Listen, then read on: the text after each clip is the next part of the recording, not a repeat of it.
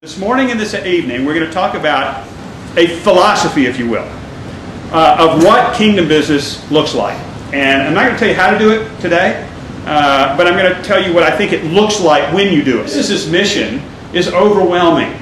And that's the healthiest thing I can tell you, just by way of introduction. If you came to the conference overwhelmed, like I feel a little overwhelmed this morning, that is a great place to be, because it's in that helplessness that you take the little bit that God has entrusted to you and you lay it out before Him and you sit back and you watch what God Himself can do with very little. Because, don't take this personally, but that's kind of what He has to work with here. Some of you are trying to figure out if you should go into business. Some of you are trying to figure out how to get out of business. Some of you don't know yet you are out of business. Everybody in this room is seeing business's mission through a lens that is cracked. Here's a guy on the screen who says, I love the Lord, I want to serve the Lord, I'm all about the Great Commission, and if there was any way I could get less time in my business to go do that stuff, that would be wonderful.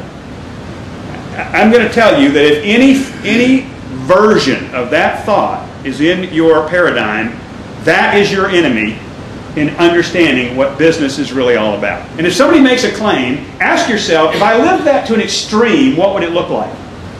And if being holy means you got to get out of the business world, then being really, really holy means you got to get out of all the world, and you end up being a monk by yourself in a cloister somewhere with a haircut like mine. But there does seem to be a very real correlation. Where real businesses exist, poverty goes away. Where fake businesses exist, or charity-based businesses exist, poverty continues generation to generation to generation. I'm sorry, guys, but I cannot find any qualitative difference between what governments do in welfare and what many ministries do in so-called economic development. I can't find any qualitative difference in the fruit. It is lasting dependency.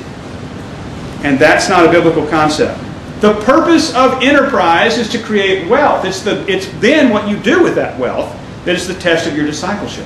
Calling, the word kaleo in the Greek, if you study it out, of course, I mean, it means calling, of course, but it's a bigger word than that, and it's something that we, I think, understand, but we don't usually think of it applied to business. Kaleo means that there is a divine, authoritative invitation with a purpose. And that concept is really critical to understanding what kingdom business is about. If a business is going to be a kingdom business, I believe that it has to have an intentionality to it. It's not an accidental adventure, but it is the aroma of Christ in your life that will make the kingdom difference or not. It's just that simple. That is my definition of business's mission. It is where a business person, or an employee for that matter, is being used of God, and their life is extending out into what God is doing around the planet.